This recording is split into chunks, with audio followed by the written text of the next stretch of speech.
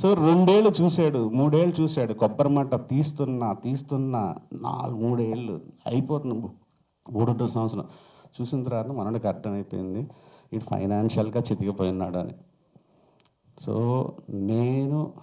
నాకు first cinema తీసిన director, నేను ఎక్కువ స్పోర్ట్లో తిరుగుతుంటే తన నానోలో తిరగకూడదని ఇక్కడ ఇందిరా పార్క్ దగ్గర ఒక ప్రైవేట్ ఫైనాన్స్ దగ్గర ఉంటే అక్కడికి వెళ్ళి ఒక 6 లక్షల రూపాయలు డౌన్ పేమెంట్ కట్టేసి ఏదో సినిమా ఓకే చేసి నాకు హోండా కారు కొనిచ్చాడు. 2018లో వాళ్ళ వైఫ్ అన్నారని, అన్నకి ఇల్లు లేదు, ఇక్కడ ఉంటున్నాడు సింగిల్ బెడ్రూమ్లో రెంట్లో అంటే నాకు చెప్తే కొనాకనేది ఇల్లు కొనిచ్చే స్తోమత లేదు. కానీ మణికొండలో ఎక్కడ ఒక ఇల్లు మంచి ఇల్లు ఉందంటే మా పక్కింటి వాళ్ళు కూడా కొనుక్కున్నారంటే వెళ్ళిపోయి నాకు చెప్పని కూడా చెప్పలేదు, అపార్ట్మెంట్ బిల్డర్కి వెళ్ళి ఒక 12 లక్షల రూపాయలు కట్టేశాడు. కట్టి ఇంకొక 13 నువ్వు కట్టాలి, నువ్వు ఏం చేసుకుంటావు చేసుకో, లేకపోతే నాకు ఈ 12 పోద్ది అన్నాడు. ఆడు తిరిగేవాడు. నాకు ఎంత కోపం వచ్చిందంటే, నాకు అసలు సినిమా ముగించడానికి దగ్గర డబ్బులు లేవు, నేను ఇప్పుడు 13 ఎలా తీసుకోవాలని.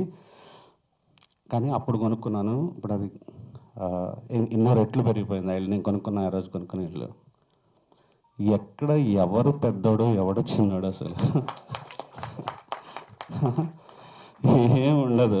నాకు బేబీ వచ్చి నేను లేచాను, తను కొద్దిగా తగ్గినట్టు ఉంటుంది, రేపు నేను పడతాను నాకు సంపు ఉన్నాడు అంతే. ఇది లైక్ ఇది అంతే. సినిమా చేసే మ్యాజిక్ ఇది. అందరి జీవితాలు అలా పైకి తీసుకెళ్తే కింద పడుతుంది, పైకి తీసుకెళ్తే కింద పడుతుంటుంది అంతే. ఇక్కడ ఉన్నామా, జర్నీ కరెక్ట్ చేసుకున్నామా, రిలేషన్షిప్స్ కరెక్ట్గా ఉన్నాయా లేదా అనేది. సంపు లాంటి నేనేమన్నా సిద్దిపేటలో ఉన్న ఒక యాక్టర్ని తీసుకొచ్చి వాడిని స్టార్ చేస్తాను తొడగొట్టి చేశానా? లేదు.